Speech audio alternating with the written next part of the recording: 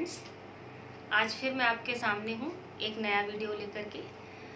पिछले वीडियो में मैंने ऑक्सीडेशन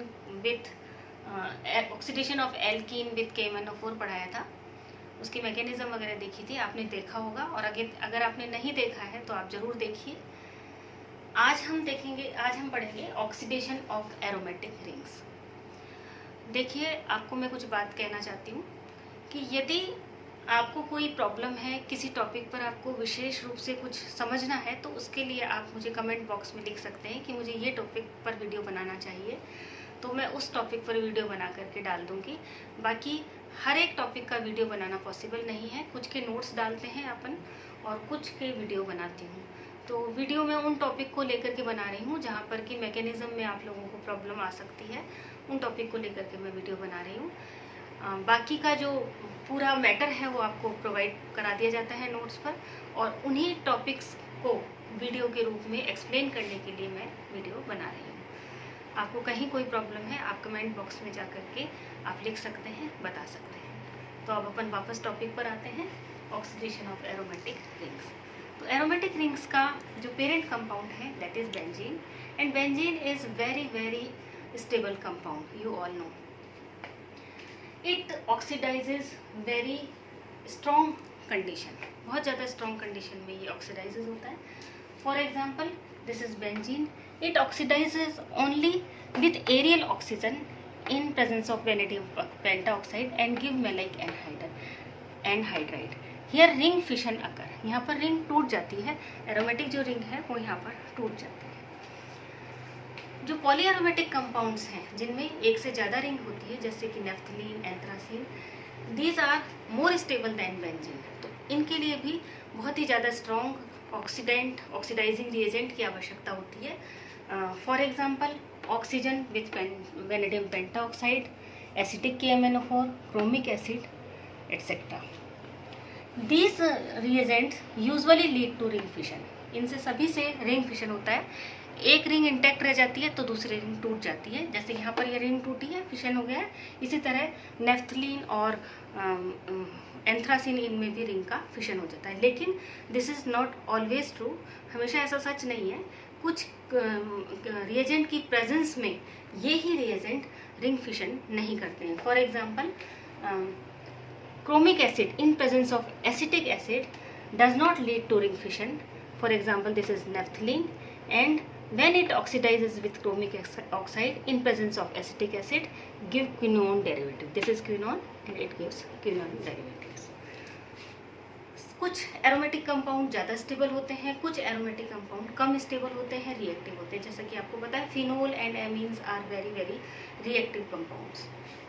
तो phenols are very susceptible to the oxidising reagent. अगर फिनोल का जनरली किसी भी स्ट्रॉन्ग ऑक्सीडाइजिंग एजेंट के साथ ऑक्सीडेशन करें तो ऑक्सीडेशन प्रॉपर्ली नहीं होता है और बहुत सारे प्रोडक्ट हमें मिल सकते हैं।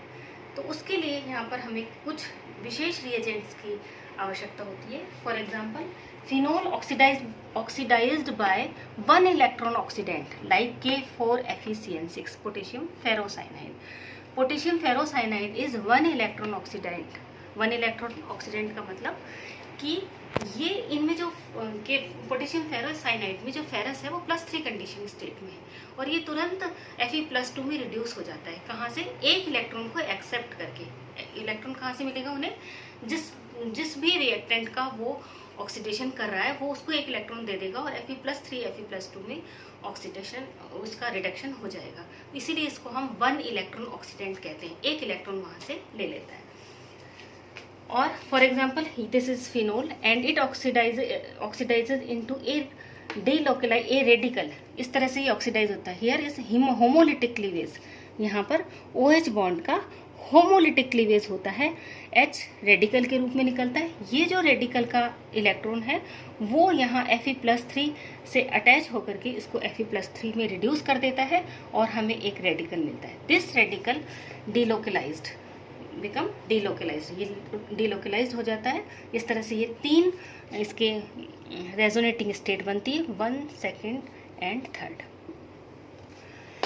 These 3 radical couples each other and form different type of product. ये सारे जो रेडिकल्स हैं ये एक दूसरे के साथ कपल होकर के बहुत सारे प्रोडक्ट बनाते हैं। तो इस जो रिएक्शन को हम कहते हैं ऑक्सीडेटिव कपलिंग। कपलिंग हो रही है ना यहाँ, ये रिएजेंट इसके साथ कपल करके प्रोडक्ट बनाता है, ये इसके साथ रिएक्ट करके कपल बना सकता है, ये और फर्स्ट और थर्ड कपल करके प्रोडक्ट बना सकते हैं, फर्स्ट एंड सेकंड कपल करके प्रोडक्ट बनाते हैं। तो क्योंकि यहाँ ऑक्सीडेशन भी हो रहा है और कपलिंग भी हो रही है, तो इस रिएक्शन को हम ऑक्सीडेटिव कपलिंग कहते हैं और डिफरेंट टाइप ऑफ प्रोडक्ट्स हमें मिलते हैं। For example, this is first radical combined with again first radical, second molecule of first radical, and we will get this product. Here this is number 1 radical, this combined with number 2nd radical gives this type of product. Similarly, this is 2nd radical combined with another molecule of 2nd radical gives this product. तो इससे बहुत सारे product हमें मिलते हैं। This oxidative coupling से हमें बहुत सारे प्रोडक्ट मिलते हैं।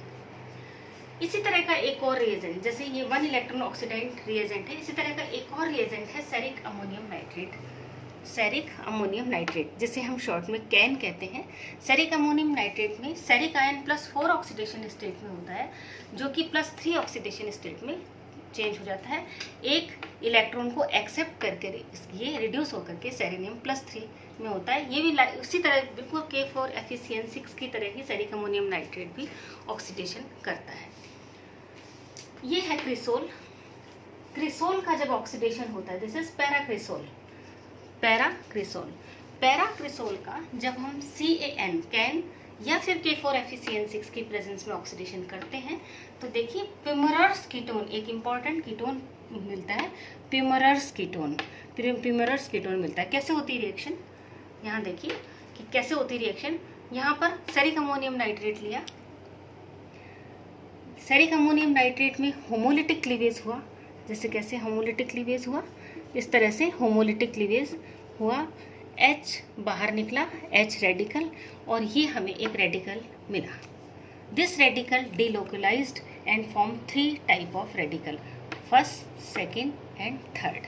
3 टाइप के हमें रेडिकल मिल गए। इनमें से radical second and radical third combined with each other and form a new product like this. इस तरह से ये दोनों से मिलकर के ये प्रोडक्ट, पहले ये बना और यहाँ पर टोटोमराइजेशन हुआ। प्रोटॉन, ये बॉन्ड यहाँ शिफ्ट हुआ, ये वाला बॉन्ड यहाँ शिफ्ट हुआ, और ये हाइड्रोजन निकल करके इस ऑक्सीजन पर आया ना समझ में।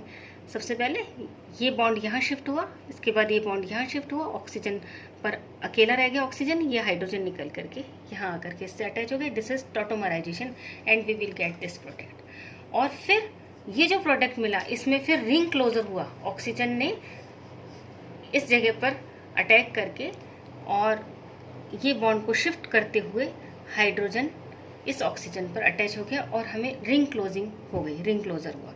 और फिर वापस टोटोमराइजेशन, ये जो लोन पेयर ने यहाँ बॉन्ड बनाया, डबल बॉन्ड, ये बॉन्ड यहाँ शिफ्ट हो गया, ठीक है, और ये हाइड्रोजन निकल करके यहाँ, पहले यहाँ पर अभी एक ही हाइड्रोजन है, ये हाइड्रोजन निकल करके यहाँ, और ये इसको हम कहते हैं प्यूमरर्स कीटोन। तो इससे हमें प्यूमरर्स कीटोन मिलता है। ये जो जब सिंगल केवल मोनो हाइड्रोक्सी ग्रुप वाला एरोमेटिक कंपाउंड लाइक फिनोल, इनको भी ऑक्सीडाइज किया जा सकता है क्विनोन में, इनको ऑक्सीडाइज किया जा सकता है क्विनोन में। किसकी प्रेजेंस में? In presence of a new reagent like Fremy's salt. ये एक नया रिएजेंट है जिसे हम कहते हैं Fremy's salt. Fremy's salt is a radical, ये एक तरह का रेडिकल है, ऑक्सीजन पर इस पर केवल एक इलेक्ट्रॉन है।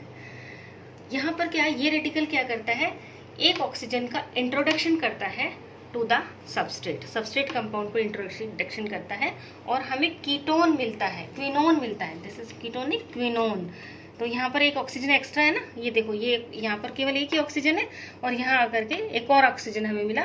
तो ये जो ऑक्सीजन है ये कहाँ से आया, फर्मीज साल्ट, एक नया रिएजेंट फर्मीज साल्ट। ये क्या करता है, ये भी, इसके पास भी एक सिंगल रेडिकल है, ये भी इसी मैकेनिज्म के तरह होमोलिटिक क्लीवेज के साथ प्रोटॉन को बाहर निकालता है। जैसे ये H होमोलिटिक क्लीवेज के सारत प्रोटॉन बाहर निकला, H विथ 1 इलेक्ट्रॉन, और ये H कहाँ ऐड हो गया, यहाँ ऐड हो रहा है। ये H कहाँ ऐड हो रहा है, यहाँ से निकल के ये ऐड यहाँ हो रहा है, और हमें एक रेडिकल मिल रहा है ये वाला। इस रेडिकल का डीलोकलाइजेशन हो रहा है, और ये रेडिकल इस तरह से डीलोकलाइज होकर के ये बनाया इसने। और फिर नेक्स्ट एक और फ्रेमीज साल्ट लिया, एक और मॉलिक्यूल ऑफ फ्रेमीज साल्ट। ये इसने फिर इस ऑक्सीजन को इसको दे दिया विथ अपने इलेक्ट्रॉन पेयर के साथ, और ये हमें फिनोन मिला। तो ये थी oxidation of aromatic rings, aromatic compound का ऑक्सीडेशन।